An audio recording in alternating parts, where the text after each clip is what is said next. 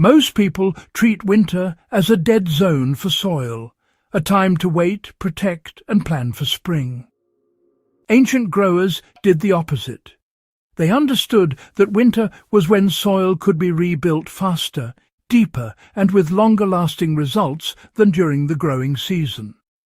While modern methods focus on spring inputs and summer feeding, this forgotten winter soil hack used cold, moisture and microbial timing as tools rather than obstacles. It worked so well that fields prepared this way often outperformed fertilized land for years without additional inputs. This method faded not because it failed, but because it required patience instead of products. What follows is how it worked, why it was abandoned, and how it can still be applied today with remarkable results. The ancient winter soil hack relied on freezing to do the hard work. Ancient farmers across Europe, Central Asia and East Asia deliberately layered organic matter onto bare soil at the start of winter. This was not random dumping. Crop residues, manure, leaf litter, ash and kitchen waste were spread thickly and left exposed to frost, snow and repeated freeze-thaw cycles.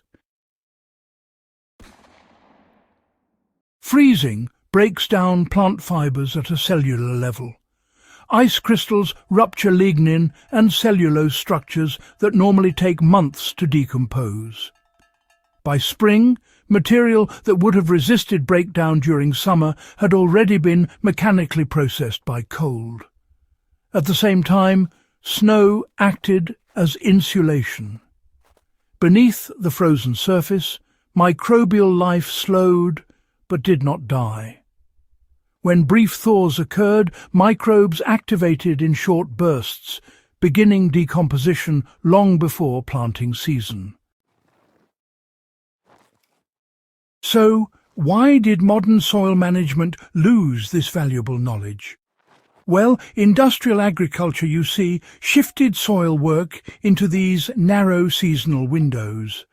The widespread use of fertilizer made timing seem almost irrelevant. Winter, instead of being viewed as a resource, became a liability. Cover crops were, reduced to mere erosion control. Organic matter was composted separately rather than being integrated into the ongoing field cycles.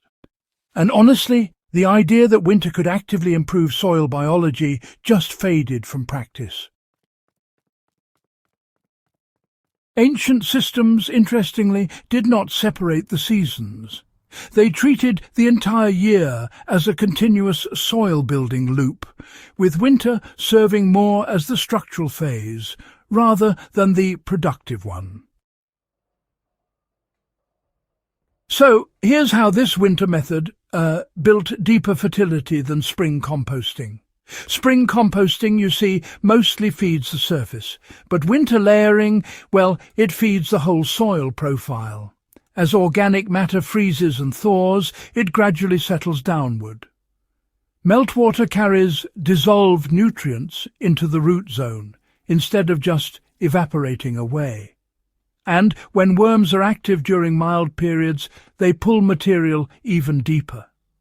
By the time planting comes around, the nutrients are already where the roots will grow, not just sitting above them. This also stabilizes nitrogen.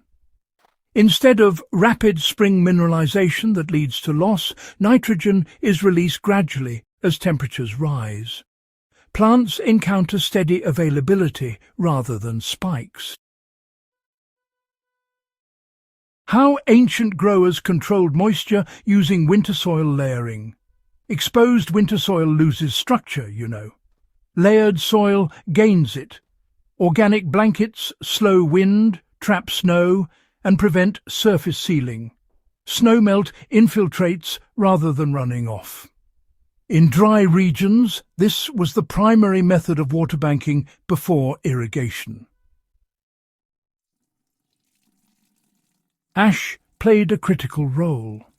Thin layers of wood ash added minerals while raising pH slightly, discouraging pathogenic fungi during prolonged moisture exposure. This was especially common in medieval and Roman systems. So, here's how to apply this ancient winter soil hack today, step by step. Begin immediately after harvest, or, right at the onset of cold weather. Do not till, seriously, just leave the soil structure intact. Next, spread a thick layer of mixed organic material directly on the soil surface. It's really that straightforward. Use crop residues, chopped leaves, aged manure, compostable kitchen waste, and, if your soil is acidic, small amounts of wood ash. Remember, diversity matters more than uniformity here. If conditions are dry, go ahead and moisten the layer lightly. Moisture helps freezing work effectively, which is rather important. Leave the soil undisturbed through winter. Allow snow to accumulate naturally, and please do not remove it. As spring approaches, resist the urge to till deeply. Either plant directly through the softened layer or, if you must, lightly incorporate the top few centimeters only. That's really all there is to it. So, this approach actually works for garden beds, orchards, and even container systems that have been adapted for cold climates. It's pretty versatile, really. Now, why does this method improve soil biology rather than just chemistry? Well, you see, modern fertilizer mainly alters nutrient levels, but this hack, it actually changes the way the soil behaves. Freeze-thaw cycles, they create pore space in the soil. Plus, organic matter helps buffer those temperature swings. And interestingly, microbial communities start to adapt to gradual warming, rather than being suddenly activated all at once. By planting thyme, soil has already stabilized. Roots encounter oxygen, moisture, nutrients, and microbial partners immediately. This reduces transplant shock and accelerates early growth. What long-term trials and archaeology reveal is quite remarkable. Fields managed this way show higher organic matter, better aggregation, and improved water retention even years later. Archaeological soils prepared with winter layering remain darker and more fertile centuries after abandonment. Modern trials, confirm similar outcomes when winter organic layering replaces fall tillage and spring feeding. Why does this ancient winter hack matter now?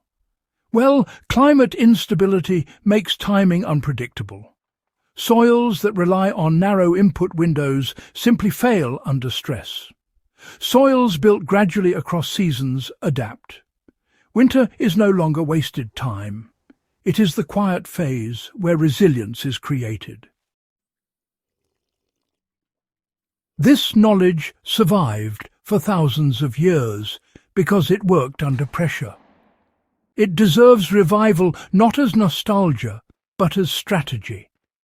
If this guide expanded how you think about soil, seasons, and long-term fertility, subscribe to Hydrohaven.